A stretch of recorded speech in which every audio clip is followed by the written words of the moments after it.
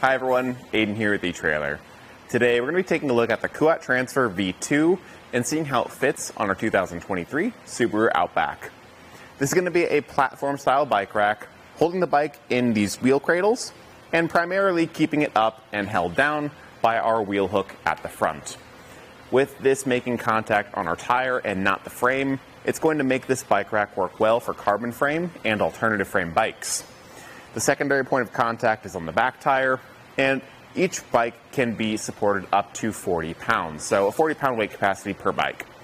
That isn't going to be the best option for e-bikes, but if you have an e-bike and you like this bike rack, stick around to the end because I do have a solution for you. But for now, we're just going to be checking out this, and we can also check out the tilting feature. So, like many other platform racks on the market, this has the ability to tilt away with bikes loaded. There's a foot pedal down at the pivot point, and you can easily swing up this other arm, or if you have another bike loaded, it's already going to be swung up. Grab onto the arms, put your foot on that pedal, and then tilt the rack down. I think the foot pedal for a 2-bike like this works really well because it's not too far away from you, and it's easy to use. And then your back hatch can open up freely, and you don't have to worry about unloading your bikes.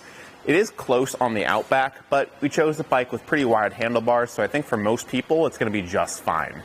It's nice because it lets us get access to the back of our vehicle to load things up. Maybe we've got groceries, or maybe we're just at the trail, sitting down, changing our shoes before or after our ride. There's plenty of room to do that, and we don't have to worry about our bikes while we're doing it. We'll get this closed down, and it lifts back into place just as easily.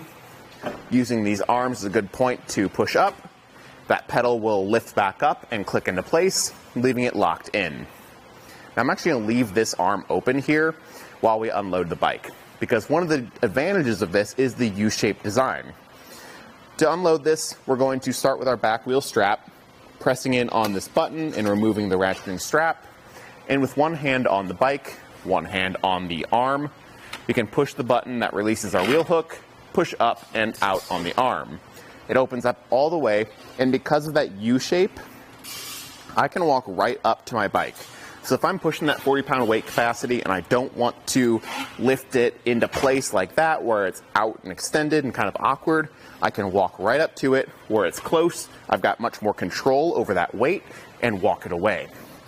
So for me, that's one of the things I love about this rack. It's very unique in its shape, and really no other rack does that, but that's a common complaint for multiple bike racks, is trying to load up your bike on that inner cradle. And if you don't have to worry about it, then that just makes it a really nice user experience. Everything then can fold back into place. We can check out how this back wheel cradle actually pivots to accommodate for different wheelbases for smaller and larger bikes. And even though it is a pretty small bike rack in its footprint, it can support pretty large bikes. And at this point we can get some measurements. Starting off with our ground clearance, the lowest point of the back end is going to be the end of these arms, coming in right at 20 inches of ground clearance. I think for most people, that's going to be more than enough. Anything more than a foot, I'd say, is pretty solid. And then for the distance that we're adding to the back of our vehicle, we can go from the bumper to the end of the rack. And that's going to be coming in right at 35 inches. This one, for a 2-bike rack, does stick out a little bit further than most, so it is something to keep in mind. It's only by a few inches, but just good to know that it's maybe on that upper end. If we want to save some space though and leave it in the hitch between rides, we can fold it up. Using that pedal again, I like to just use my hand at this point because there's nothing in the way. Can fold the rack upright and cut down on some of that space. Now only sticking out 14 inches. So it's a lot more condensed, easier to pull into a parking spot with this and not have to worry about it. It doesn't come very close to the bumper at all, so I'm not worried about vehicle contact. And another advantage of that U-shaped design here is full visibility of our license plate and full visibility of our backup camera. We're probably going to see the arms in the backup camera, but it is in no way going to completely obstruct our field of view. Really nice because a lot of bike racks do obstruct that, especially on the Outback from our testing that we've seen today. Moving on down to the hitch, it can work with an 1.25 inch or a 2-inch receiver tube, and it comes with just a standard hitch pin and an integrated anti-rattle device that tightens with an included tool at the back end, keeping it nice and solid in the hitch.